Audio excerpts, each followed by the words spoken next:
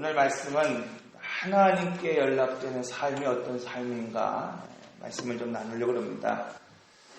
오늘 우리의 예배가 하나님 앞에 연락되시기를 바랍니다. 아멘. 오늘 우리 삶이 하나님 앞에 연락되는 그러한 삶이 되시길 바랍니다. 그래서 오늘 이 말씀을 보면은 하나님이 기뻐 받으시는 그 제사, 이것을 우리는 연락 받으시는 제사다, 이렇게 말씀하고 있어요.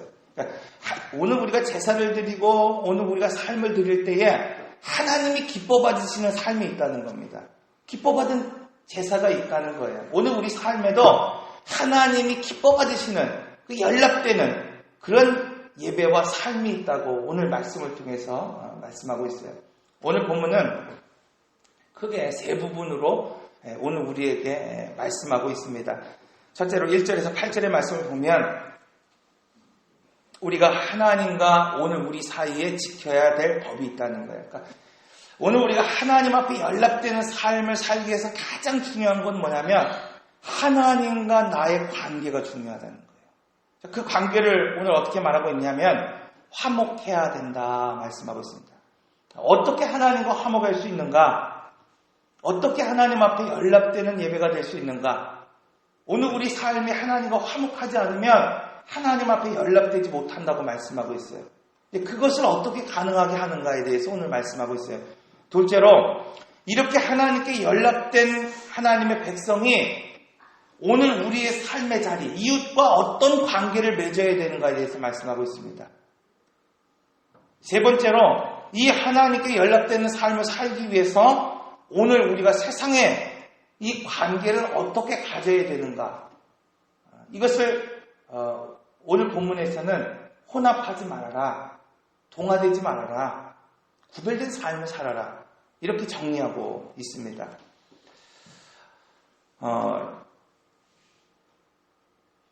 우리가 제사, 오늘 본문에 보면 제사가 율법에 따라 드려졌다 하더라도 그 제물을 율법에 따라 먹지 아니하면 하나님 앞에 연락되지 않는다. 이게 이제 화목제의 말씀이에요. 화목제는 어떤 제사냐면은 하나님과 화목하기 위해서 드려지는 자원제예요. 근데 이 제사를 드릴 때 특징은 뭐냐면 제사장에게 드려야 될 제물이 있고 또 이웃들과 함께 나눠 먹어야 할 제물이 있어요. 그런데 다른 제사와 다르게 화목제물은 서로 드릴 수 있도록 하나님께서 규정했습니다. 왜냐하면 여러분, 이 화목제물은 나누는 제사예요. 이웃과 나누는, 이웃과 교통하는 제사예요. 하나님 앞에 올려드리는 제사가 아니라 하나님과 이 내장을 드렸다고 한다면 이 육체의 모든 것들은 뭐예요? 이웃과 나누게 되어 있단 말이에요. 그런데 나눌 게 없으면 우리가 비둘기를 갖고 나눌 수 없잖아요. 그러니까 소를 가지고 하나님 앞에 드리고 그 내장을 드리고 나머지에 뭐예요? 이 재물을 가지고 이웃과 나누라고 말씀하고 있어요. 그런데 반드시 이것을 어떻게 나눠야 되느냐? 반드시 이틀 안에 그것을 다 먹어버리라는 거예요. 남겨두지 말라고 말씀하고 있어요. 이게 하나님의 법입니다. 이사야서는 보면은 이 하나님 앞에 연락되지 않는 삶, 연락되지 않는 예배가 있다고 오늘 우리에게 말씀하고 있어요. 왜 그러냐? 주님 앞에 제사를 드렸더라도 그의 삶이 제사와 같은 삶을 살지 못하면 하나님께서 그 제사를 받지 않겠다, 그의 삶을 받지 않겠다, 오늘 우리에게 말씀하고 있어요. 대표적으로 하나님 앞에 제사를 드렸지만 그 예배가 드려지지 않는 그 제사가 있잖아요. 가인의 제사가 그렇습니다. 여러분, 이처럼 하나님 앞에 오늘 우리가 무엇인가를 드리고 예배자리에 나온 것 같지만 하나님이 받으시는 제사가 있고 하나님이 받으시는 삶이 있고 그렇지 못한 삶이 있다고 말씀하고 있어요. 이것이 가나안 교회의 특징이고 현대교회의 특징이라고 할 수 있습니다. 오늘날 예배는 드리는데 삶이 드려지지 않는, 오늘날 은혜는 하나님 앞에 흐르는데 그것이 응답으로 나타나지 않는 사람들이 얼마나 많은지 모릅니다. 그러므로 하나님과 연락되는 그 삶이 되기 위해서 첫째로 하나님이 정한 법대로 살아야 된다. 오늘 말씀하고 있어요. 여러분, 오늘 우리가 하나님께 드려지는 그 예배가 되기 위해서, 그 삶이 되기 위해서 가장 우선적으로 해야 되는 것은 뭐냐면 하나님이 정하신 법대로 내가 살고 있느냐. 여러분, 오늘 말씀을 통해서 이 화목제물을 왜 이틀 안에 먹으라 말씀하고 있냐면 이 이스라엘 백성들이 매일 아침 만나로 하나님께서 공급해 주십니다. 매일 아침 일어나서 만나를 걷어서 그 하루의 양식을 삼게 하셨습니다. 그런데 화목제물을 우리가 소를 잡아서 이웃들과 먹게 될 때 어떻게 하는 사람들이 있었냐면 지정된 길보다 넘겨서 먹고자 스스로 자기의 것들을 어떻게 해요? 감추는 사람들이 있었다는 거예요. 그러니까 아나니와 삽비라처럼 하나님 앞에 드린다고 말하고 있지만은 그것은 뭐야? 자기 욕심에 따라 숨겨두고 감추는 사람이 있었다고 말씀하고 있어요. 그러니까 이 화목제물은 은혜가 오늘 우리에게 흐르면 그것을 나누는 제사예요. 그런데 은혜를 어떻게 합니까? 감춰두고 숨겨두는 사람들이 있었다고 말씀하고 있습니다. 하나님이 정한 법, 이것은 화목제물에서 이틀을 넘기지 말라고 말씀하고 있습니다. 욕심을 부리지 말고 나누라고 말씀하고 있는 거예요. 여러분, 오늘 우리가 받은 은혜가 있다고 한다면 나눠야 됩니다. 흘려보내야 돼요. 그렇지 않으면 이것이 하나님 앞에 연락되는 삶이 될 수 없습니다. 은혜는 나 혼자 간직하는 것이 아니라 이 받은 바 은혜를 어떻게 합니까? 유통해야 돼요. 소통해야 돼요. 교통해야 돼요. 나눌 수 있고 흘려보낼 수 있어야 됩니다. 이것이 하나님이 정하신 법이에요. 두 번째 하나님 정하신 법이 뭐냐면 흠없는 것을 드리라는 거예요. 흠없는 것. 이건 어떤 것이에요? 으뜸의 것을 드리라는 거예요. 여러분, 나눌 때 어떻게 드리냐? 여러분, 좋은 부분을 나누는 거예요. 감사한 부분을 나누는 거예요.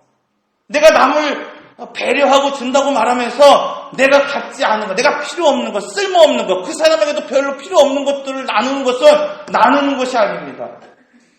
여러분, 그런 의미에서 복음을 나누는 것, 진리를 나누는 것, 오늘 우리 생명이 되신 예수 그리스도를 나누는 것 이상으로 값진 것이 없죠. 소중한 것이 없습니다.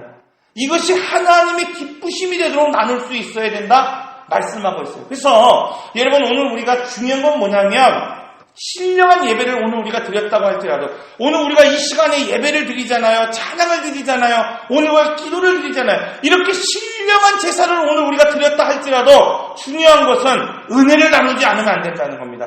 복음을 나누지 않으면 안 된다는 겁니다. 오늘 우리가 성소에서 떡상이 매일 떡이 하루에 한 번씩 새로운 것으로 바뀌어지듯이 오늘 우리가 받은 은혜가 있다면 매일같이 나눌 수 있어야 돼요. 은혜가 내가 받은 은혜가 내 가족에게 흘릴 수 있어야 되고 내가 만나는 사람들에게 유통되고 흘려보낼 수 있어야 됩니다. 이것이 하나님이 연락하시는 오늘 우리의 삶이 된다고 말씀하고 있어요. 여러분, 이런 삶을 사시기를 바랍니다. 아멘. 여러분, 이런 삶을 살아야 돼요. 내가 받은 바 은혜가 있다고 한다면 이것을 간직하고 그냥 천국을 살아가는 나의 기쁨입니다. 이러고 살아가면 하나님이 연락받으시는 삶이 아닙니다. 내가 받은 간증, 내가 받은 은혜를 누가 됐든지 간에 그 사람에게, 내가 만나는 그 사람에게 복음을 전하고 은혜를 나누는 삶이 돼야 돼요. 오늘 막 청소를 끝내고 있는데 오늘 우리 교회 성도 두 집사님이 오셔갖고 새로 만난 이웃 사람을 한 분 데리고 와서 같이 이렇게 이야기를 하는 시간을 가졌어요. 그분이 오실지 안 오실지 그것이 중요한 것이 아니라 중요한 건 뭐예요? 내가 받은 바 은혜를 소개하고 있다는 거예요. 전달하고 있다는 거예요. 이것이 소중한 것입니다, 여러분. 이러한 믿음의 삶을 살아가야 된다. 오늘 말씀하고 있습니다. 둘째로 오늘 말씀은 이 하나님께 연락되는 삶이 되기 위해서 우리가 어떤 생활을 해야 되는가에 대해서 말씀하고 있어요. 9절에 18절의 말씀을 보면은 어떻게 이웃과의 관계를 오늘 우리가 맺어야 되는가 말씀하고 있습니다. 여러분, 관계에 있어서 가장 중요한 것은 뭐냐면 만남이 아니에요. 여러분, 오늘 우리가 어떤 사람과 관계를 맺기 위해서 중요한 건 뭐냐면 만남 그 자체가 아니라 태도가 중요합니다. 태도가. 얼마를 만났느냐가 중요한 게 아니라 어떤 태도를 가지고 그 사람을 만났느냐가 중요한 거예요. 그렇지 않습니까? 여러분, 어떤 사람은 만나면 만날수록 화가 치미는 사람이 있잖아요. 어떤 사람은 만나면 만날수록 뭐예요? 화가 북돋아지는 사람이 있잖아요. 그런 만남은 필요 없는 만남이에요. 그런 만남을 해서는 안 됩니다. 오늘 우리가 하나님 앞에 연락되는 만남은 어떤 만남이냐? 오늘 우리의 태도가 겸손한 태도가 돼야 돼요. 그래서 오늘 새벽의 말씀을 통해서 그런 말씀을 드렸어요. 심령이 가난한 자는 복이 있나니 천국이 그들의 것이며, 애통하는 자들은 복이 있나니 그들에게 뭐예요? 하나님이 위로함을 주신다. 이 말씀을 했잖아요. 여러분, 오늘 우리가 어떤 태도로 오늘 우리를 바라봐야 됩니까? 나를 바라볼 때 가난한 자의 마음, 나를 바라볼 때 어떤 마음이에요? 내가 정말 하나님 앞에 갈망하는 마음으로 나를 바라봐야 돼요. 나의 영혼을 바라볼 때 그런 마음이 있을 때 애통하는 자가 될 수 있다고 말씀하고 있어요. 여러분, 내가 부유하면 내 마음이 부유하고 물질로 부유하고 여러분 세상의 가치 것들로 부유하고 채워질 것이 넘쳐난다고 한다면 결코 애통한 삶을 살 수 없습니다. 그런데 중요한 건 뭐냐면 내가 가난한 자의 마음을 갖고 내가 정말 하나님만이 나의 공급자이십니다. 나를 죄 가운데서 구원하실 분이 하나님이신다 라고 하는 이 심령의 가난한 마음으로 나의 영혼을 보고 세상을 바라보면 오늘 우리는 애통할 수 있다고 말씀하고 있습니다. 그 애통이 어떤 애통이 되어야 되느냐? 오늘 새벽에 말씀을 드리면서 그런 말씀을 드렸잖아요. 다윗처럼 자신의 죄를 바라볼 때에 정말 철저하게 잡아갈 수 있는 마음, 이 마음이 오늘 우리에게 있느냐는 거예요. 이 태도가 오늘 우리에게 있느냐는 겁니다. 여러분, 오늘 우리가 하나님 앞에 신령한 예배를 드린다는 것은 여러분 오늘 우리에게 주어진 좋은 예배를 드리는 것도 신령한 예배이겠지만 더욱 중요한 건 뭐예요? 이 자복하는 마음. 죄에 대해서 내가 하나님, 내가 이런 허물과 죄악으로 살아갑니다. 이런 부끄러운 모습으로 살아갑니다 하는 이 마음이 오늘 우리에게 있느냐? 여러분, 또 이 예레미야처럼 오늘 이 나라와 민족을 위해서 정말 그 죄악을 위해서 기도할 수 있는 마음이 있느냐? 느헤미야처럼 이 민족을 향한 부흥을 할 수 있는, 부흥을 위하여 기도할 수 있는 그 애통함이 오늘 우리에게 있느냐? 그런 말씀을 드렸어요. 여러분, 한국 교회에 한 시대를 풍미했던 그런 목회자들이 얼마나 많이 있습니까? 그런 교회가 얼마나 많이 있습니까? 그런데 이 한 세대가 되지도 못했는데 벌써 무너지는 교회들이 나타나고 있어요. 무너지는 목회자들이 나타나고 있습니다. 여러분, 오늘 우리는 그것을 바라볼 때 비난하지 않고 오히려 어떻게 해야 됩니까? 애통하는 마음을 갖고 있어야 돼요. 여러분, 한국 교회의 대형 교회들이 무너지는 것 때문에 한국 교회가 얼마나 휘청거립니까? 우리가 존경하는 그 목사님들이 한 시대에 위대한 종으로 쓰였는데도 불구하고 그 사람들이 무너지는 것을 바라볼 때에 한국 사회가 얼마나 많은 영향력을 받고 있습니까? 우리는 이것을 위해서 기도하는 자가 되어야 된다 말씀하고 있어요. 잠언 1장 11절에서 14절의 말씀을 보면 이렇게 말씀하고 있습니다. 내 이웃을 대하여 거짓 증인이 되지 말고 그들을 죽을 지경에 이르게 하지 말라. 오늘 말씀에도 그런 말씀 있잖아요. 내 이웃들에게 거짓말하지 말아라. 거짓 증언하지 말아라. 유대학자들은 이 말씀을 이렇게 해석하고 있어요.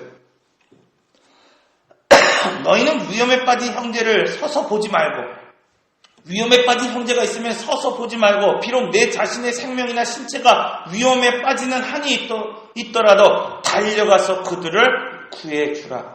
이것이 약자를 대하는, 이웃을 대하는 오늘 우리의 자세가, 태도가 되어야 된다. 오늘 우리에게 말씀하고 있습니다.